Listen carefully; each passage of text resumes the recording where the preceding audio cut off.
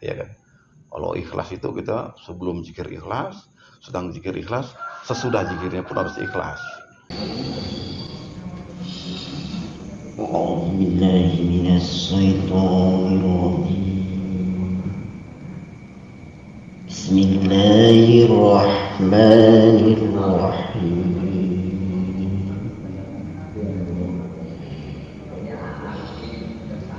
يا الله يا الله يا الله العزيز الأكبر ومهيتنا على المخلوق بالأجبار وقنا جسر كل جسر بحولك وقوتك بحق بسم الله العظيم جل الأكبر لا حول ولا قوة إلا بالله العظيم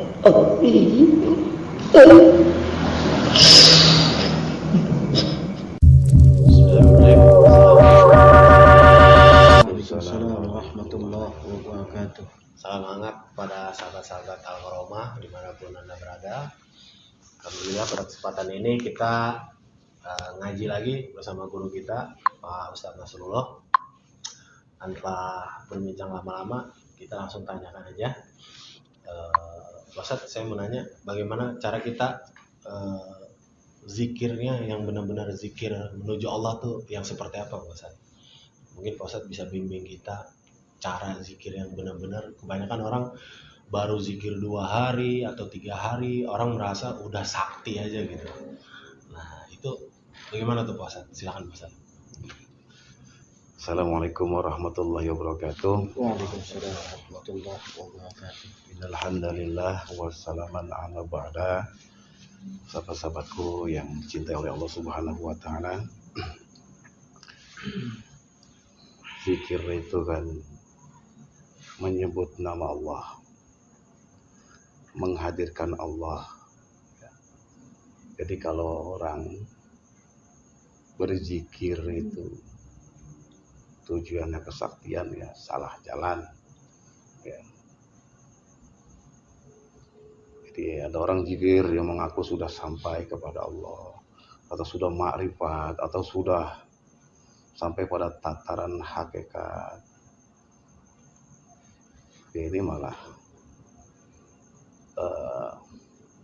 diragukan ya, karena ini pun terjadi kan ketika zaman dulu. Ini kan tipu daya iblis laknatullah. Ini semua tipu daya semua ya. Iya, Syekh Abdul Qadir Jailani sendiri kan datengin oleh iblis, ya kan? Cukup ibadahmu, ya, gitu. Iya. Kayak gitu. Itu kan apa namanya? Kemudian dijamin masuk surga, Iya. segala macam gitu. Itu tipu daya setan ya. Tipu daya. Gitu. Itu bagaimana cara kita zikirnya lebih menuju ke Allah tuh bagaimana caranya? Ada prosesnya. Jadi ada proses dari awal biasanya. Jadi proses awalnya itu kita harus melewati 3 tahap. Yang pertama adalah tahalli. Yang kedua adalah tahalli. Yang ketiga adalah tajalli. Ada 3 ya Pak Ustadz? 3. Bisa dijelaskan Pak Ustadz? Ya, tahalli itu adalah mengosongkan diri, ya, mengosongkan diri dari selain Allah. Itu bahasa ini ya, bahasa tasawufnya. Tapi kalau orang awam nih, ya kan, kita umpamanya ente sudah meninggalkan minum-minuman keras itu udah tahalli. Gitu. Ente tidak buat tadinya hobinya umpamanya berbuat jelek, ya, itu udah tahalli. Itu udah masuk fase pertama. Iya, masuk fase pertama, ya kan. Walaupun dalam tasawuf ada inabah, ada aubah, gitu kan, gitu. Tapi itu termasuk tahalli. Jadi mengosongkan diri dari selain Allah, meninggalkan perbuatan-perbuatan jelek lah. Itu udah Udah tahalli namanya. Tahalli. Tahalli. Yang kedua adalah tahalli. Ya, yaitu menghias diri. Ya, tadi kita zikir, ya kan 1 jam dengan sholatnya, ya kan dengan tahajudnya. Ini namanya tahalli. Ya kan, berzikir, sholat maghrib, ya kan, sholat zuhur itu tahalli. Ya, menghias diri. Ya, Dengan zikir-zikir dan mendekatkan diri kepada Allah. Nah, itu namanya tahalli.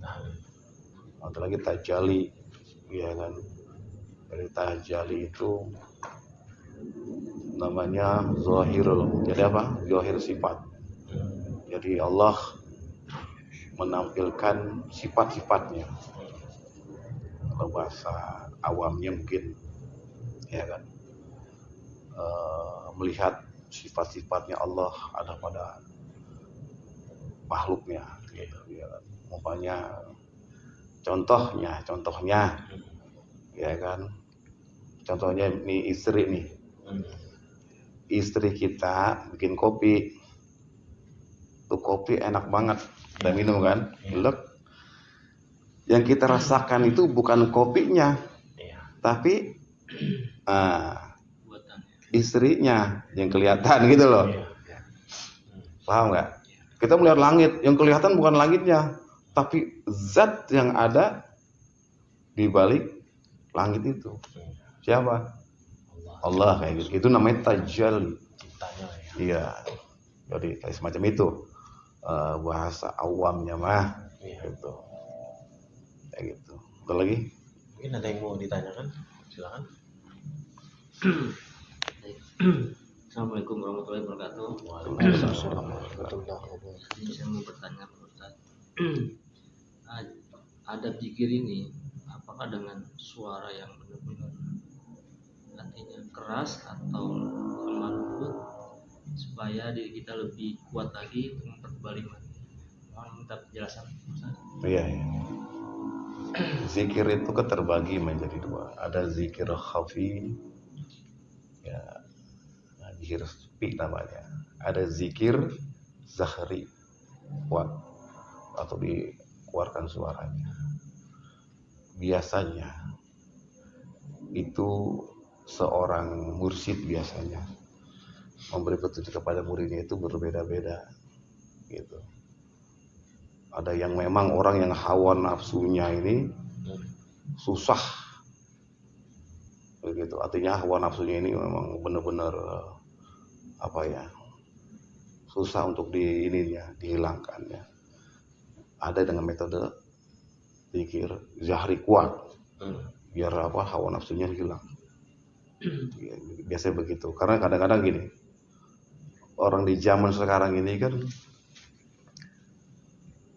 ketika berdiskusi mereka nih tidak netral, mencari kebenaran itu tidak netral, gitu loh. Dia sesuai dengan versinya, saya bela, pasti ada yang dia bela, kelompoknya atau yang lainnya, pasti dia berangkat dari situ. Ketika dia berbicara sesuatu tidak netral, ada hawa nafsu di situ. Sawat. Iya. Dan tidak akan pernah ketemu diskusi, ya kan? Yang ini pakai hawa nafsunya, yang ini pakai hawa nafsunya. Makanya al-istiqlalul uquli bi idrakil masalih wal mafasid. Kebebasan berpikir tanpa terikat oleh apapun, gitu. Hawa nafsu apapun akan menemukan kebaikan dan kebenaran, kebaikan dan kerusakan, bisa membedakan. Nah, kalau istilahnya orang sudah membela, ini susah untuk melihat mana mafsadanya, mana masalahnya. Tidak akan kelihatan. Ya kan? Maka di forum-forum kalau orang diskusi tidak akan pernah ketemu. Akhlalu beradu. Iya, kenapa? Karena berangkatnya tidak merdeka pikirannya. Gitu loh, tidak mereka dari selain Allah. Gitu loh. Mereka membela golongannya, partai segala macam. Nah, ketika diskusi ya udah. gitu. Jadi udah kayak advokatnya masing-masing gitu, kayak gitu. Doa tidak akan pernah ketemu kapanpun. Diskusi tidak akan pernah ketemu sampai kapanpun, sampai kiamat pun tidak akan ketemu. Iya, tapi kalau dia diskusinya biidrokil, ya kan, istiqlalil ukul, ya kan, dengan kemerdekaan berpikir, merdeka dari selain Allah, insya Allah akan ketemu dan bisa membedakan mana masalah, mana masalah. Iya, yang terjadi kan, ya, tahu sendiri ya kan, ya merasa benar sendiri, merasa ini, merasa paling bisa, merasa ahli politik, merasa ahli pengamat, ahli analis. Padahal kita lihat, semata-mata mereka membela kelompoknya sendiri masing-masing, kayak semacam itu kira-kira. Itu Pak. Iya. Nah itu yang harus dicabut, hawa nafsu itu yang harus dicabut. Kalau itu harus sampai ke akarnya, harus zikir jahri itu kalau seorang murid itu. Tapi dari bagaimana kondisinya biasanya sih, gitu. Tapi yang susah yang semacam itu, orang itu harus ikuti tasawuf, harus bisa melihat kebenaran dari ya indallah, ya dari sisi Allah, bagaimana sebuah kebenaran, al-haqqu min rabbikum. Nah itu penggaliannya, itu elaborasinya, istimbatil hukminya itu memang harus sudah benar gitu. Harus orang-orang yang ar-rasihuna fil ilm, orang-orang yang mendalami tentang keilmuan semacam itu Pak. Ada lagi Pak yang mau ditanyakan? Assalamualaikum warahmatullahi wabarakatuh. Waalaikumsalam warahmatullahi wabarakatuh. Saya mau bertanya Pak Ustadz, bagaimana caranya menawan hawa nafsu ketika lagi zikir, biar kita tidak mengingatkan dunia, hanya zikir ikhlas pada Allah Subhanahu wa Ta'ala. Zikir ikhlas. Iya. Ada zikir ikhlas itu seumur hidup. Gitu. Itu metodenya tadi sudah dikatakan. Yang pertama adalah prosesnya adalah takhalli. Jadi ya membersihkan dulu, mengosongkan dulu dari selain Allah. Ada prosesnya Pak. Semuanya juga lagi berjalan, lagi berproses Pak. Benar. Nah, kalau orang mutakhali itu semuanya lagi berproses. Nah, tahali juga pun sama, berproses juga. Itu bukan wah ini udah makom ini. Tetap tahali juga berproses, tajali pun sama berproses. Begitu. Jadi jangan ada sesuatu di hati kita ini wilayah Allah.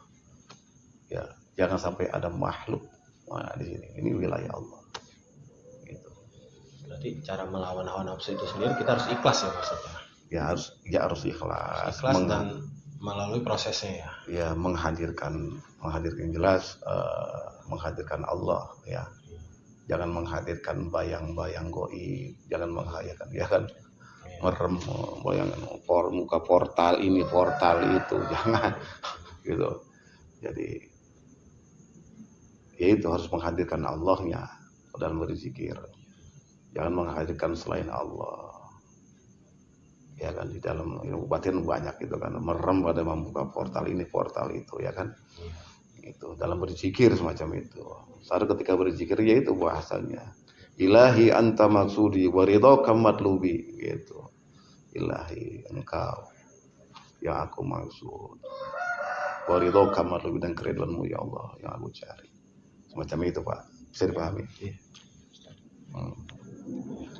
Alhamdulillah, terima kasih Pak Ustadz. Mungkin ada pesan untuk sahabat-sahabat Karomah, dan pesan seperti wejangan atau apa gitu Pak Ustadz? Ya buat jamaah Al-Karomah khususnya. Ya semoga selalu bisa istiqomah ya di dalam perjalanan menuju Allah. Sebab perjalanan menuju Allah ini bukan perjalanan yang bertabur bunga di taman-taman, tidak. Ya, penuh dengan kerikil, ujian, harus kuat rohaninya. Itu aja. Oke, terima kasih Pak Ustadz atas wejangan dan pesannya. Oke, kepada sahabat-sahabat Karomah, sekian dulu video yang baru saya kita tonton. Mudah-mudahan kita semua selalu dalam lindungan Allah dan selalu masih di jalan menuju Allah. Terima kasih. Wassalamualaikum warahmatullahi wabarakatuh. Salam sahabat Karomah. Assalamualaikum warahmatullahi wabarakatuh. Warahmatullahi wabarakatuh.